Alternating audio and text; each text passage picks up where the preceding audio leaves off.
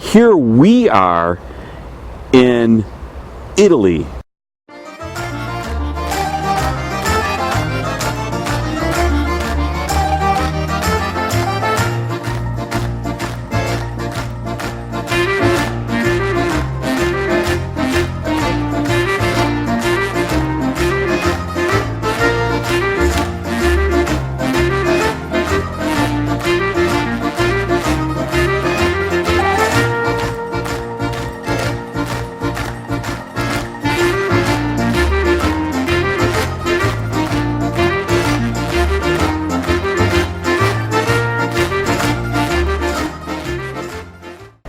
This is Ken Brant, and he's an artist.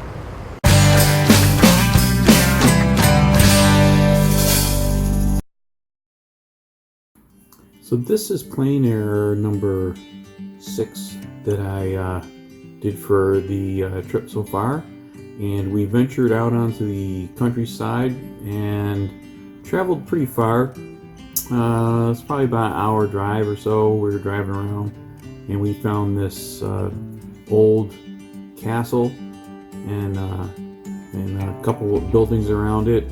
Somebody was actually living there. There was a garden and there was some chickens and stuff, but yeah, we don't know who. But we set up around there and we started painting the castle, different aspects of the castle. So I found this one section here.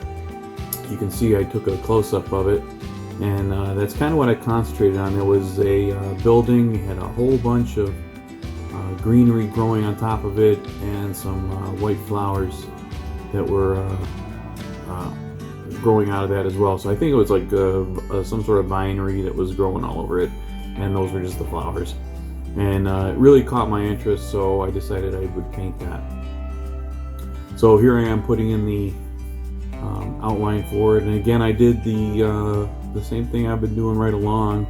I took a photo of with my phone, and that's the photo that you're seeing there in the corner is the photo that I took with my phone, and this gave me an idea as to how I wanted to crop my picture into the or onto the canvas, and it really helps. I really like doing that.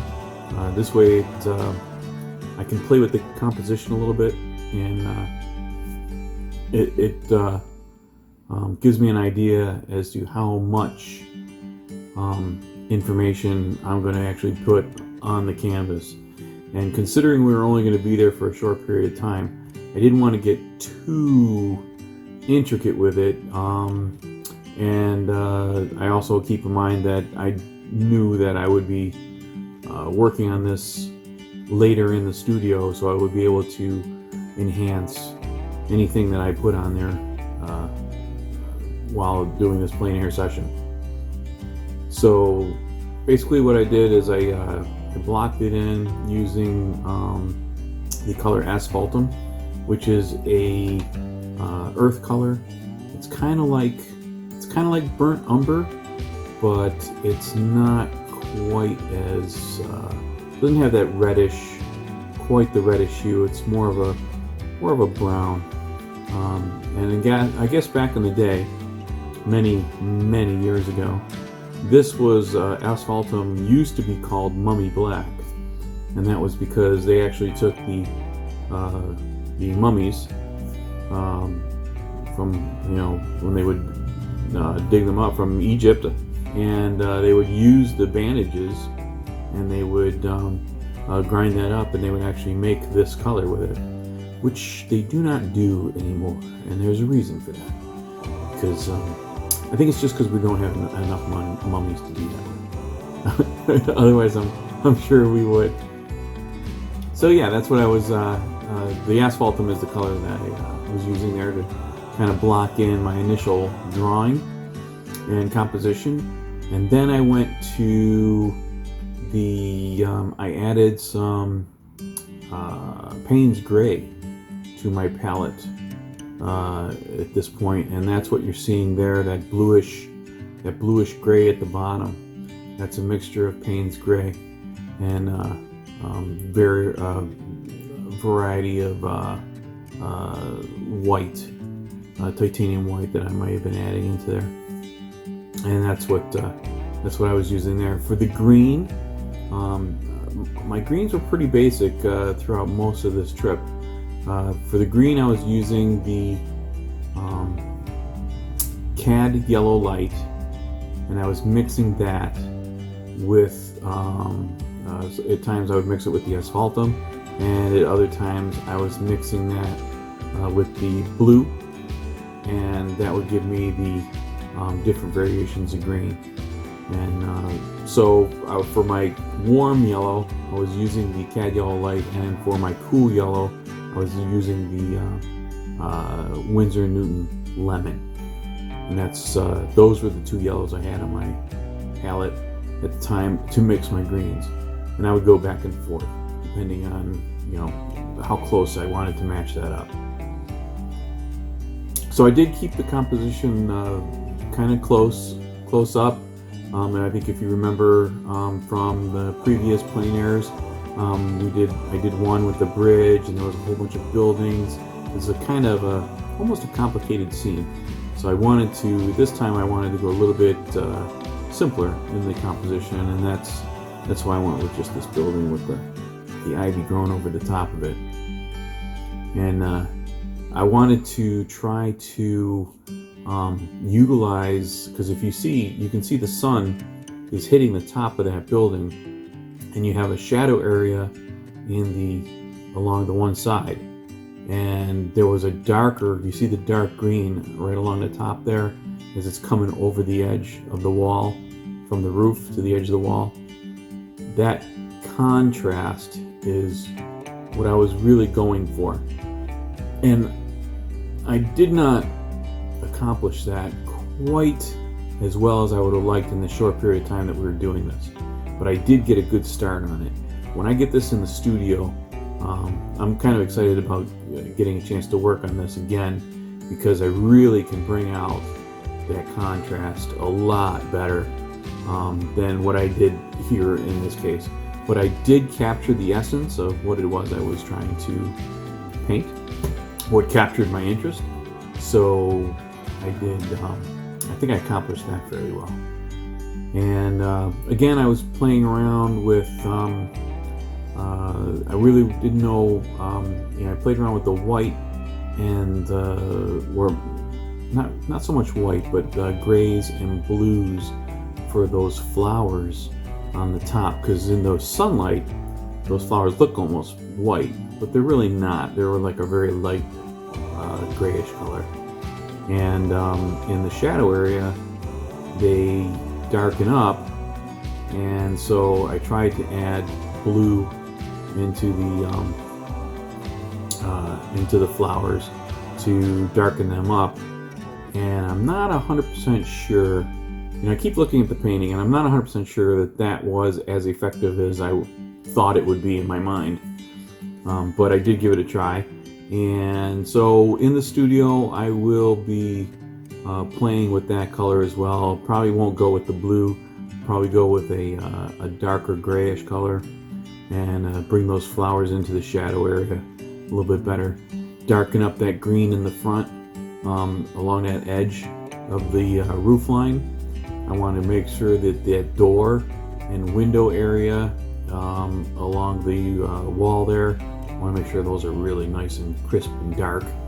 I just want to make sure I get that contrast to pop, because you'll see if you look at the picture, you got a shadow area. Well, first you have the sunlight hitting the ground, and then it goes into shadow, so you'll have that dark green area along the bottom of the wall, and then you have a shadow area coming up along the wall, and then it hits the ivy along that roof line, and it's very dark green, and then it gets like really bright.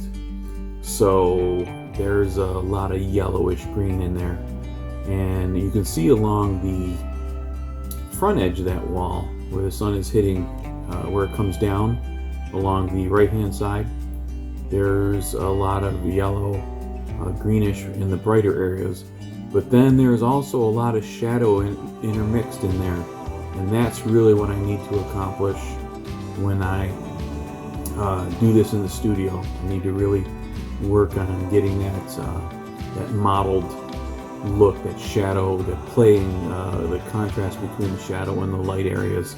And I really believe that's going to make that picture pop. And so again, like I said, I'm kind of excited to be able to get a chance to get in there and really work on this. I'm going in the order of how I painted these. So I am currently working on painting number 2 in the studio right now. I did finish the first plein air painting I did.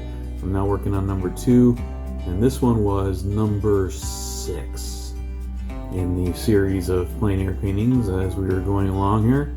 So this one's not going to be in the studio anytime soon, only because I'm not working on these like one right after the other.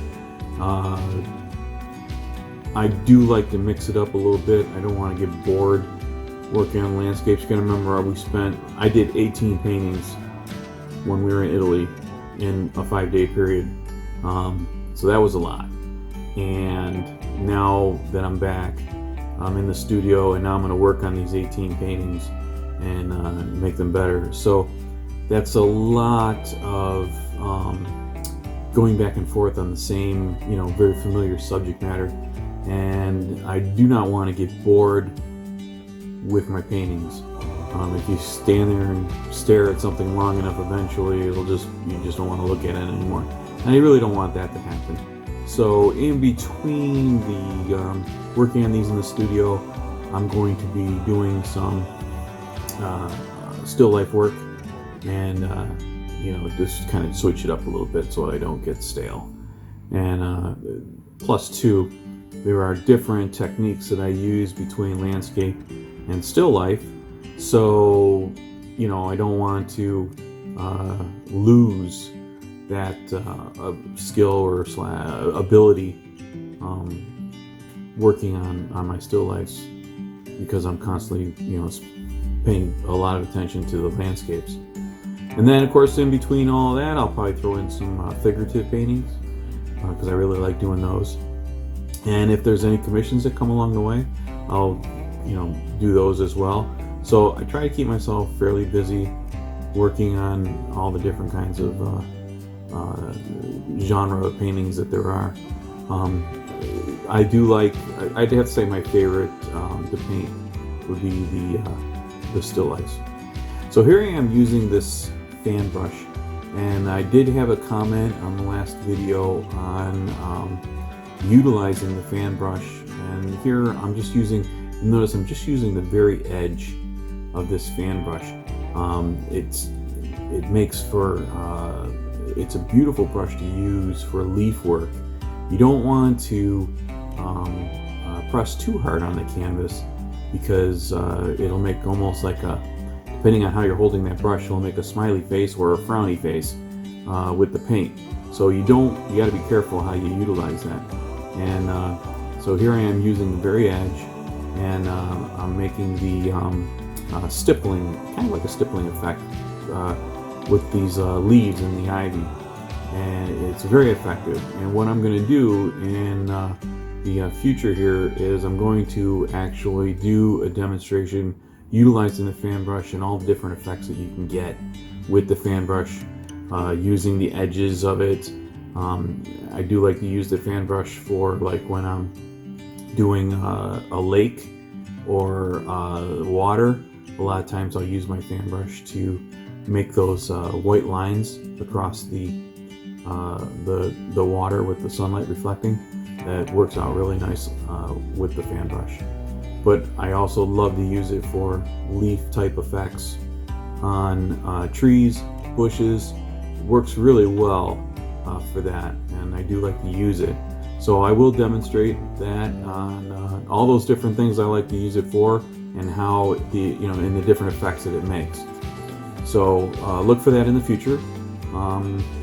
It'll probably be in maybe not the next video, but the video after that, and I will make sure that I go over that, and because I'm sure there's a lot of people out there that that are interested in just how to utilize the best way to utilize a fan brush. It's a great brush to have in your repertoire of brushes. I wouldn't travel without it. It comes in handy quite often. And again, here I'm just using it for the darker area of the green, just kind of making that transition back and forth between the light area and the dark area. And I'm using that fan brush for that stippling effect with the ivy leaves. And I also utilized it for the flowers as well, because it just makes they're not. You don't want the flowers to look. I'm not going for a photographic painting, hyper realism. So you just want to give the impression of the flowers, and the fan brush helps you achieve that very effectively, I think, in my opinion. Others, hey, if there is a particular use that you have for the fan brush, make sure you put it in the comments below, and because I'd like to know how you utilize a fan brush, or if you don't even use a fan brush, or if you're you just never found a use for it. Let me know, and again, I make sure I'll demonstrate that in a very near future video here. So yeah, this was a we were out for just a little bit more than an hour here working on this, and so we weren't there very long. The sun was it was hot, so we were all getting sweaty. It was middle of the day. We were getting hungry for lunch, so we finished up here, and I enjoyed working on this. And I'm really looking forward, like I said, to getting it in the studio and working on it again and making it a much better painting than what you're seeing here. I was still very happy with how it came out. Like I said, I did capture the essence of what it was I was looking at. So this will give me a great reference to utilize moving forward. So if you like this video, make sure you give it a thumbs up. And don't forget to subscribe if you're not. The more subscribers, the better. Every little subscription to this channel helps. And yeah, so I'm just gonna get the next video ready for the next planar painting that we did. And yeah, if you have any comments or anything, make sure you leave them below. And until next time, see ya.